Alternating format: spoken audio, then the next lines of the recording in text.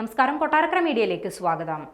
Train ടിക്കറ്റുകളിൽ പ്രധാനമന്ത്രി നരേന്ദ്രമോദിയുടെ ചിത്രം ചേർത്ത് പുറത്തിറക്കിയിരിക്കുകയാണ് ഇന്ത്യൻ റെയിൽവേ. ഓൺലൈൻ ടിക്കറ്റുകളിലാണ് മോദിയുടെ ചിത്രമുള്ളത്. ഓപ്പറേഷൻ സിന്ദൂറിനെ പ്രകീർത്തിച്ചുകൊണ്ടാണ് ടിക്കറ്റുകളിൽ ചിത്രം ഉൾക്കൊള്ളിച്ചിരിക്കുന്നത്. സൈനികർക്കുള്ള ആദരസൂചകമായാണ് ചിത്രം ഉൾപ്പെടുത്തിയിരിക്കുന്നതെന്നാണ് റെയിൽവേ നൽകുന്ന വിശദീകരണം.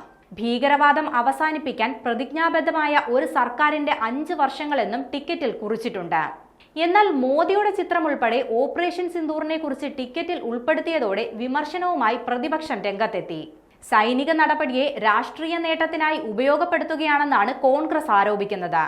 ബീഹാർ നിയമസഭാ തിരഞ്ഞെടുപ്പിന് മുന്നോടിയായി BJP നേതൃത്വത്തിലുള്ള കേന്ദ്ര സർക്കാർ സൈന്യത്തിന്റെ വീര്യത്തെ ഉൽപ്പന്നം പോലെ വിൽക്കുകയാണെന്നും പ്രതിപക്ഷം ആരോപണമുന്നയിച്ചു.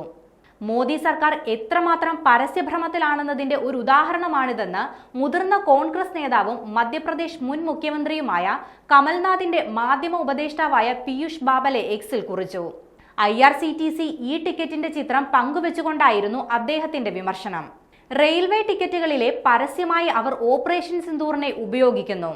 സൈന്യത്തിന്റെ വീര്യം പോലും അവർ ഒരു ഉൽപ്പന്നം പോലെ വിൽക്കുകയാണെന്നും ഇത് ദേശസ്നേഹമല്ല മറിച്ച് വിലപേശലാണെന്നും പീയൂഷ് ബാബലെ കുറിച്ചു.